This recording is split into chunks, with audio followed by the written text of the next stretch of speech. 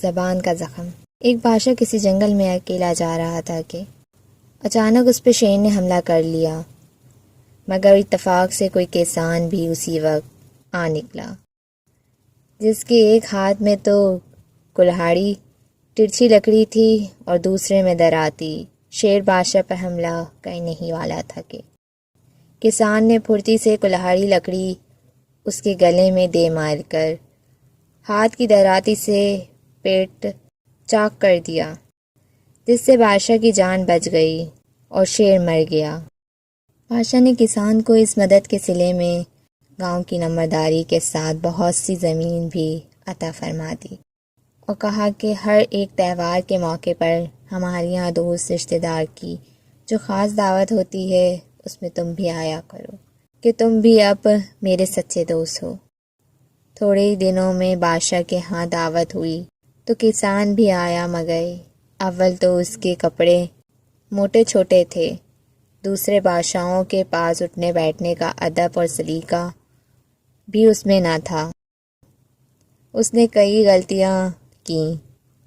کھانا آیا تو یہ بادشاہ کے ساتھ ہی کھانے کو بیٹھ گیا۔ بادشاہ نے ناراض ہو کر کہا، تم بڑے گوار آدمی ہو، چھوٹے بڑے کی تمیز نہیں کر سکتے، بہتر یہی ہے کہ اسی وقت اٹھ جاؤ۔ کسان شرمندہ ہو کر چلا گیا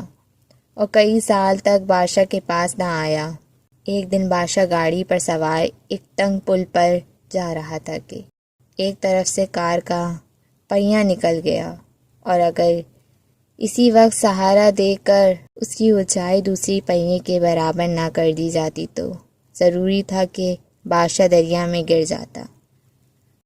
اس نے اتفاق ہو یا تقدیر کے یہی کسان اس وقت بھی وہاں موجود تھا۔ اس نے پہیے نکلتے ہی گاڑی کو اپنے بازو پر سنبھال کر گرنے سے بچا لیا۔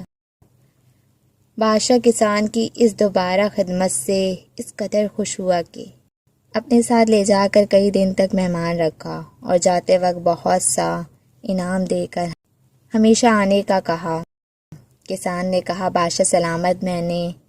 2 دفعہ حضور کی جان بچائی، اب حضور بھی ایک میرا کہا مان لے کہ میری پیشانی میں درد ہے، اور اس کا حکیمی علاج یہ ہے کہ اب ایک تلوار کا ہاتھ مار دیں،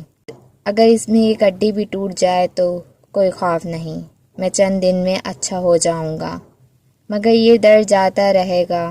بادشاہ پہلے تو ہرگز نہ مانا تھا، مگر کسان کے سر کے اصرار کرنے اور زور دینے پر آخر اس نے تلوار کا ہاتھ مار ہی دیا، جس سے اس کے سر پہ ایک گہرا زخم پڑ گیا۔ کسان زخم کھا کر گھر کو چلا گیا اور چند روز میں معمولی علاج سے زخم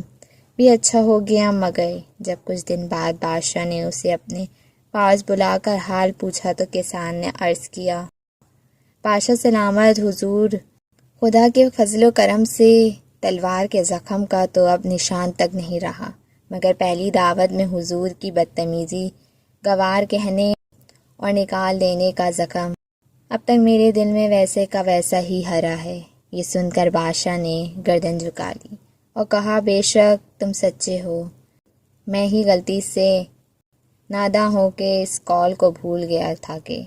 تلوار کا زخم بھر جاتا ہے، مگر زبان کا زخم کبھی نہیں بھرتا۔